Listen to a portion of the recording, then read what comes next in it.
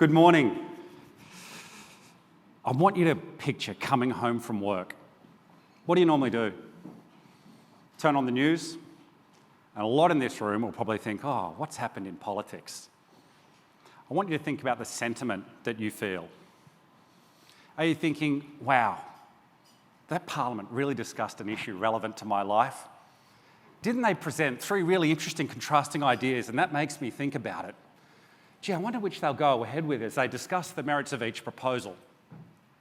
And then you wonder where you parked your unicorn, wonder if you'd like a slice of flying pig for dinner. It doesn't happen. What do you see instead? I think what a lot of people see on the news every night is politicians who fight like cats in a sack. I'm really hoping that's a saying that travels around the world. If you've ever pictured cats in a sack, it's an impossible dilemma. And we have a lot of people in journalism who opine and say, you know what we need? Different cats.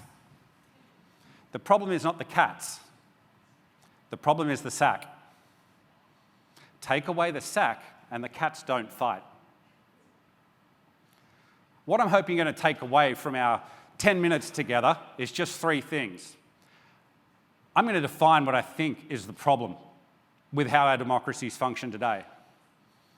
I want to share with you 5 principles that we think are key to the solution. And thirdly, I'm going to give you the practical element of where they can plug in to our politics and our parliaments as we do it today. The problem with our politics, I would suggest to you, is that we have built a system that is hyper-responsive to public opinion. Public opinion is what we think when we haven't had time to think. This is a terrible, terrible thing to do. Do you want to buy a house? You've got to decide in the next 10 seconds. No, you sit there and you consider diversity of information, you weigh the costs, you take time. Public judgment is the opposite of public opinion. The easiest way to think about this is the criminal jury. If Kim and I have a wild night out tonight and end up arrested, we will not demand a phone poll of 1,000 people to decide if we go to jail. And yet our politics runs very heavily on that same public opinion metric. A government announces something and poof, we go straight to public opinion. Instead, we get a random sample of the population. We ask them to consider diverse and contested information. We ask them to find common ground. We don't just wait till 51% of them think should go to jail. We say, no, jury, 11 out of 12 of you at least. We give them abundant time. We don't push them for a decision. A jury deliberates until it can find that point of common ground. And critically, we structurally agree to how we will listen to that group. Now, it's only a rough analogy. Don't get caught up in, is this just criminal juries for our political system? All I'm asking you to take away is the broad idea that there is a difference between public opinion and public judgment. What did I just do in those 5 steps? I outlined 5 principles to you. These are going to be the 5 most obvious things you hear today. And what I hope you go is, oh, we don't do any of those 5. When governments consult, do they hear from a representative sample of the population, or do they hear from the noisiest voices? So the first pillar, the first principle in how we're going to improve our democracy, in how we're going to listen to people substantively, involves random lottery selection. The second principle is one of information. Opinion polls, they don't ask what you've read.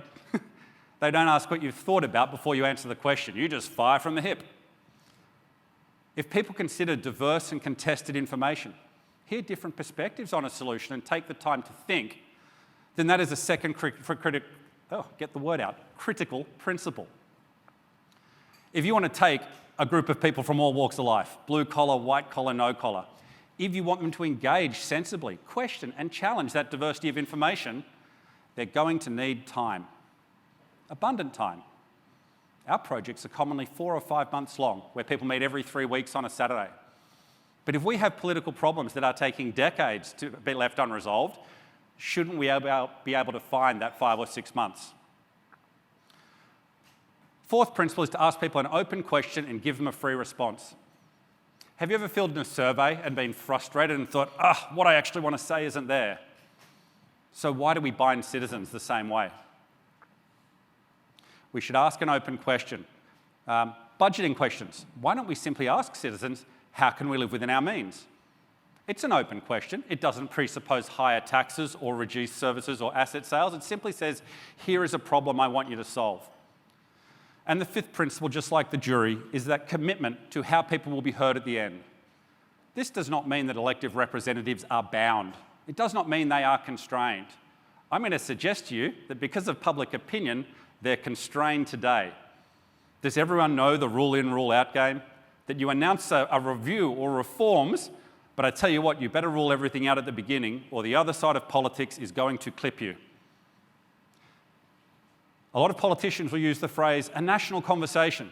And a national conversation generally involves two opinion writers in different newspapers going head-to-head and 99% of the population tuning out. That fifth principle of authority hangs on a substantive response from elected representatives, because that's what we see in our courts as well. The judge is not bound by what the jury does.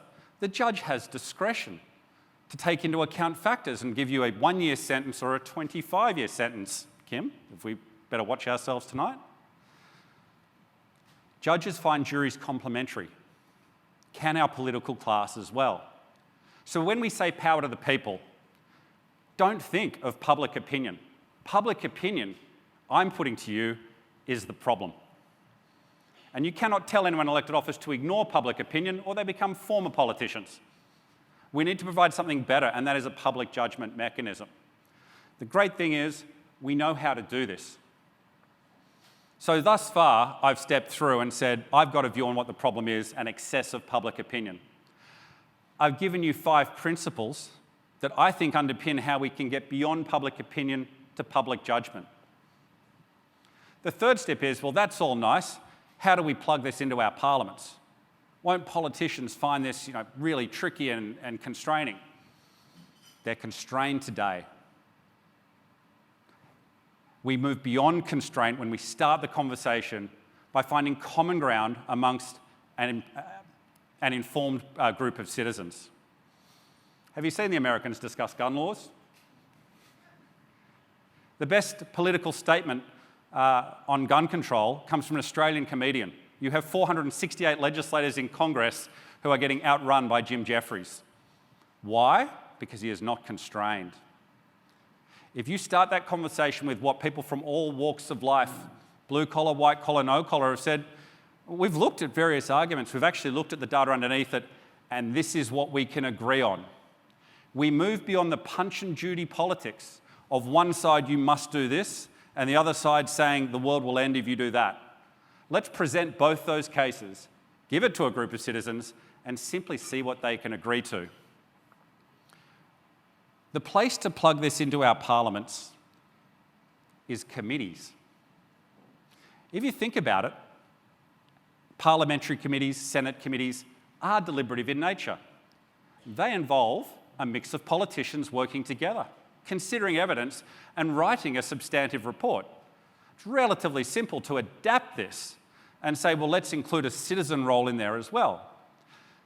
They're doing this in Brussels. There are now Brussels deliberative committees, and that's the basis for some of the advice piece and stream that we've worked on as well. I want you to contrast it with what we choose to show citizens today. We show them question time. Has anyone in this room ever managed to watch 1 hour of question time? Any hands going to go up here? We're all political junkies. Have you done it without hitting mute? I don't know what's wrong with you, sir, but I hope your life gets better. Question time is the worst advertisement for democracy we have. Why do we show that when we have this great chance to show that there's a part of our politics that works super well? So if we apply novelty and innovation, we can have a trusted mechanism. Trust has come out as the theme. Think about yourselves. Who do you trust? You'll tend to trust people you know, people like you, co-workers, colleagues, friends, family. Who do you trust the least?